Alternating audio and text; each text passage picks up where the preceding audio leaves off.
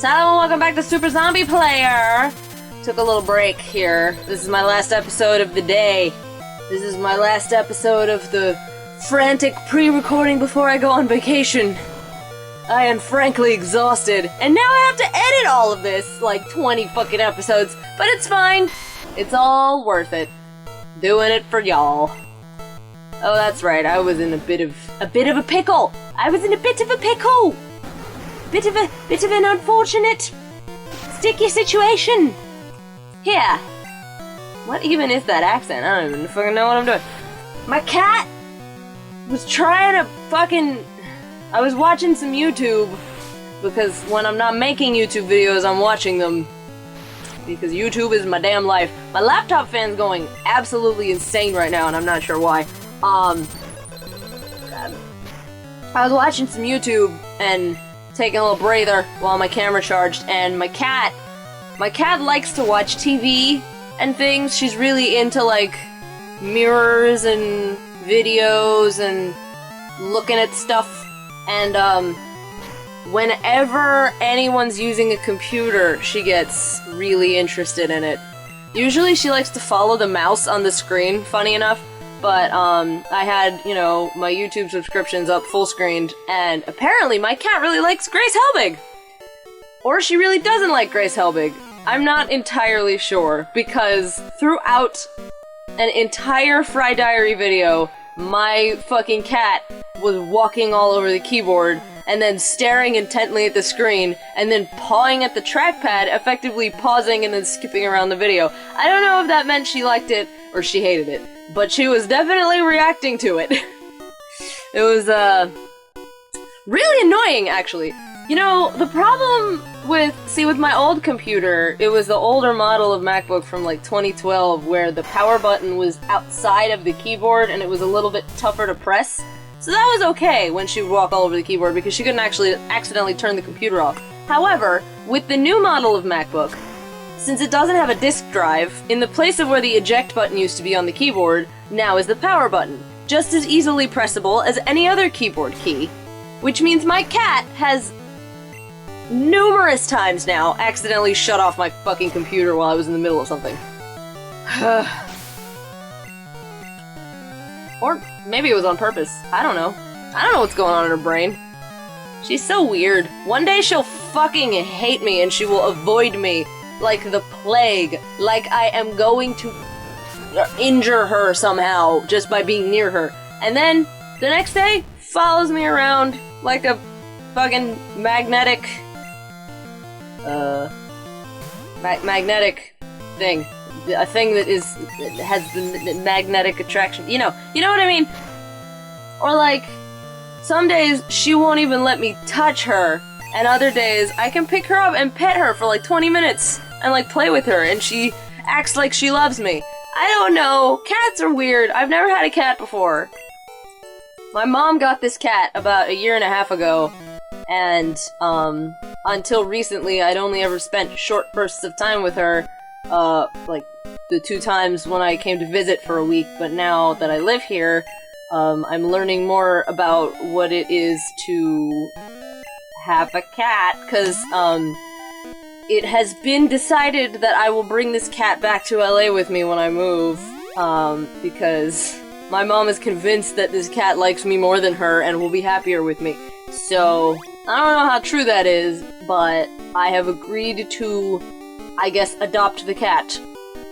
So I'm trying to, like, get to know her a little bit, and, like, you know, so I'm not going in blind. I'm trying to, like, learn how to take care of her, and what is it like to be a cat owner? And let me tell you, after growing up with a dog, this is a whole other...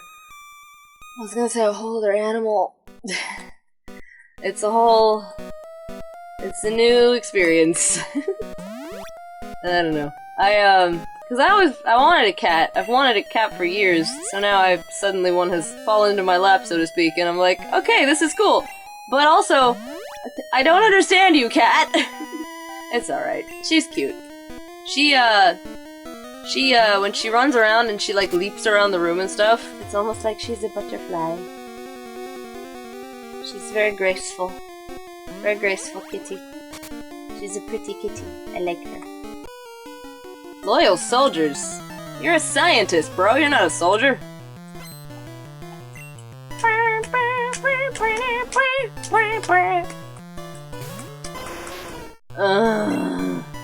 Hyperfang. Sure, why not? Let's do it. Let's do it. Let's do it. Yo, you know you're getting old when, like, getting up too fast is not only, like, a thing in your experiences, but also is a thing that happens to you every time you fucking get up. Like, I was laying down on the bed while I was watching the YouTubes, and then I got up to start recording again, and then suddenly, fucking as if I'd been shot through some kind of tunnel and reached 0G or something, my head was just pounding for like a few minutes. I'm like, okay, cool, so this is what it's like to get old. That's great. Because when you're a kid and you see your parents get out of bed in the morning and they have to, like, kind of ease their way up and then they sit on the edge of the bed for a minute, hands on their knees looking down and just like... It's like they're mentally preparing themselves for battle. And you don't understand that shit when you're a kid. And then you get older and you start to realize, oh no. Oh, it's gonna happen to you too. Maybe I'm just in bad shape. Is there a way to, like... Is there a good shape that keeps you from having the get up too fast problem?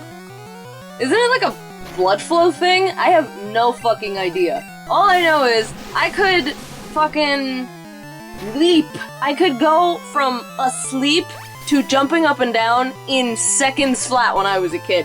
They called me the Tornado. I think my aunt coined the nickname. They called me the Tornado because I was a hyper child. I'm still very energetic, but I've definitely chilled out. Huh. Yup. My little cousin Mana, she is 10 years, almost to the day younger than me. When she was a baby, when she was a baby, I was still hanging around my cousin Nemo's house a lot, and all the cousins were kind of together in this house and taking care of each other and stuff. And when Mana started to talk, you know how kids, from the mouth of babes and all that, like, kids don't have a filter, they speak the truth. Even if they don't realize it's what they're doing, they say whatever they're thinking. They call it as they see it. And when Mana started to talk, she came up with a nickname for me. She didn't call me by my name, she called me Bacheha. Not even, okay, Bacheha, okay, Bache in Farsi means child. Bacheha is the pluralization of child. So, children. So I was apparently such a handful of a human being that even this, like, fucking toddler saw that and called me children. Like, I was enough energy and noise for multiple children, not just one. Which my family thought was fucking hysterical. I went from being Tornado to being children. Plural. There's a picture, I'm not gonna put it up because he would kill me, but there's a picture of me and Nima when we were kids in my basement in my childhood home. It about sums us up. It is him standing stoically in the background, I think with his hands behind his back, just kind of looking at the camera, and maybe like a slight smile or whatever. And then, this was posed, by the way, and then it's me with like my brightly colored clothes with like flowers and shit and my weird hair, holding a bunch of balloons on top of my head and making the craziest fucking wild-eyed grin. And it about sums us up, and we're still that way. I don't even... How are we related? Sometimes I wonder. The funny thing is that, like, our moms are identical twins, but he is more like my mom in a lot of ways, and I'm more like his mom in a lot of ways, so I used to joke that, like, we were switched at birth by a time traveler. Family, man. It's kind of nice to be around my family again, even though I really miss LA. Like, everything I've ever known is here, so it's good to go back to your roots, so to speak. Although a bunch of folks have moved on, like a bunch of like uncles and cousins and shit have moved to California too, but they all went to Orange County. My brother lives there too, so I have like a pocket of family in hello Kabutops, which I will never fucking see. Why are you level 25? Why did mine evolve? It's fucking bullshit. Yeah. Yes. What was I saying? Yeah, I have like pockets of family in California and in Maryland. I don't have any other family in any other state. Just, they're either on the opposite coast, here in my city, or in a different country and I'll probably never meet them. Isn't that interesting? I didn't realize that it was like weird to have such a huge family, like among Americans. Apparently it's weird. I have probably fucking hundreds of cousins in Iran that I'll never meet, because my family is massive. I mean, I might meet them. I probably won't, though. Like, realistically speaking, it's unlikely. I've never been to Iran, though, so maybe if I go, I'll be able to meet some of them. I don't know. I want to go to Iran. I'm just a little bit afraid, having been raised as a modern Western woman with modern Western ideals, for the most part, as in, like, you know, freedom of expression and, like, wearing whatever you want and not kowtowing to men and blah blah blah. I don't know how long I would last under the current regime in Iran. That's why I always say, like, if I'm ever gonna go, I have to make sure that I go with, like, someone who knows the climate there. And so my grandma, she goes there a lot, so she knows what it's like there now, and like what you can get away with versus what you can't, and so I want to go there sometime, but like, it's hard to travel abroad, especially to Iran, and then God forbid, like, I get stuck there somehow because I'm Iranian, even though I'm an American citizen. I don't know, it's scary. It sucks that it's scary. It sucks that I've never seen my homeland, so to speak. I mean, my homeland, literally speaking, is the US, but it sucks that I've never seen where my heritage comes from. I'm talking a lot of Iranian problems the last couple of episodes. I don't know why. It's the topic. It's clearly a large part of my identity and life, being a Persian. Okay, let's lighten it up a little bit. I mentioned Maz Jobrani, the Iranian comedian from the Axis of Evil comedy tour. I did get to see him live, which was great. Your eyeball is in your ear! Nidoran! Nidoran, are you alright? Anyway, Maz Jobrani had a joke that was like his go-to punchline, and I still introduce myself this way. He would say that Persians don't like to call themselves Iranians because that has like all these negative connotations politically, and like people maybe don't know about it or whatever. So instead, introduce yourself as Persian, like the cat, meow! Or like the rug, it's so soft and friendly and beautiful. It's very inviting. See, it's much better than calling yourself Iranian. Oh, it's a little bit sad that we have to do that. Choose our words carefully so we just sound better to other people. I mean, it's alright. It's a funny joke. Funny joke? I'm sorry, I need to stop making references to jokes that aren't my own, but oh my gosh! I watch so much Grumps, it's a problem. I do a pretty good Yoda impression, though. Like, honestly. Unfortunately, my brain is so, populated with Aaron, Egoraptor, Game Grumps, stand-up comedian yoga. Yoga. Stand-up comedian yoga. That's an interesting concept. Like, you get on stage with a yoga mat and your activewear, and you do yoga while you tell jokes. Except you do it in a very zen way. So you don't really intone anything, and so the joke itself has to have that power and wit behind it so that the audience doesn't get any physicality from you. Unless, like, I guess...